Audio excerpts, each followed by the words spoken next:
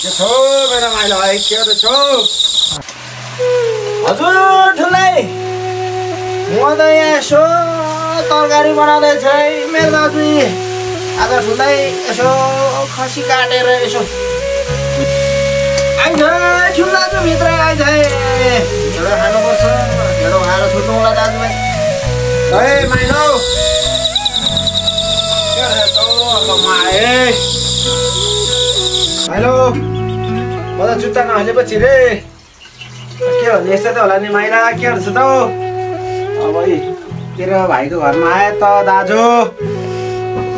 ल है माइला ल है म यता तान्नु गएर बस्छ है के हो यस्तै हो हाम्रो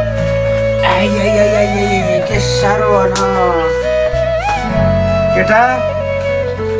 माइला गोठमा त यस्तै हुँदो रहेछ हौ जिन्दगी भनेको यस्तै हुँदो रहेछ के गर्ने गोठमै बित्ने भयो हाम्रो जिन्दगी के गर्छ त माइला गाह्रो छ मेरो दाजु बर्खा लाग्यो माना खाएर मुरी उब्जाउने दिन आउँदै यस्तै हो नि त केटा गोठाले जिन्दगी के गर्छ त मेरो दाजु यस्तै छ ठुलो दुःख सुख गाह्रो छ नि हौ ठुलो दाजु